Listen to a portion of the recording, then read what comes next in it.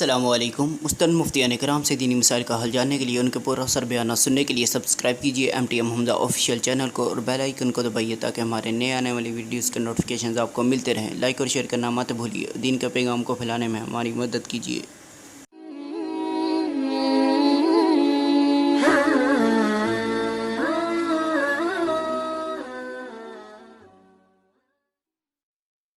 सरमद मंसूरी साहब हरीपुर से ये साइल हैं और सवाल पूछते हैं। वो साहब, एक आदमी के पास रकम मौजूद है लेकिन उसका ज़ाती मकान नहीं है, तो उसके लिए हज करना ज़रूरी है या पहले मकान बना ले?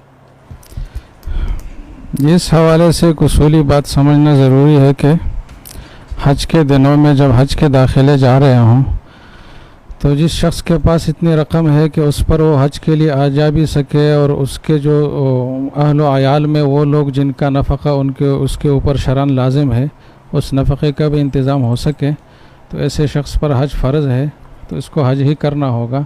ज़ाती मकान के लिए वो रकम फिर ख़र्च नहीं कर सकता। अगर ख़र्च कर लिया तो दोबारा से फिर हज करना होगा। मतलब ये कि दोबारा से रकम का इंतज़ाम करना होगा और हज इसके ज़िम्मे बाकी रहेगा, साक़ित नहीं होगा। अलबत्ता ऐसी सूरत में अगर ये मकान की ज़रूरत भी एक ऐसी ज़रूरत है जो फितरी ज़रूरत है, एक बुनियादी ज़रूरत है, तो उसके लिए अगर वो ऐसा करे कि वो रकम मकान में ख़र्च करे और दाखिलों के वक्त आने से पहले पहले इसको निपटा दे, ख़त्म करे, तो फिर ये हो सकता है कि हज की फ़र्ज़ियत से वो बच जाए। तो अगर ख़ुलासा ये हुआ कि अगर हज के दाखिलों के दिनों में इसके पास मकान की रकम मौजूद है जिस पे हज भी हो सकता है, तो फिर हज ही करना होगा। अलबत्ता अगर उससे पहले पहले ख़र्च कर चुका है तो फिर ठीक है, उस पर हज फ़र्ज़ नहीं होगा।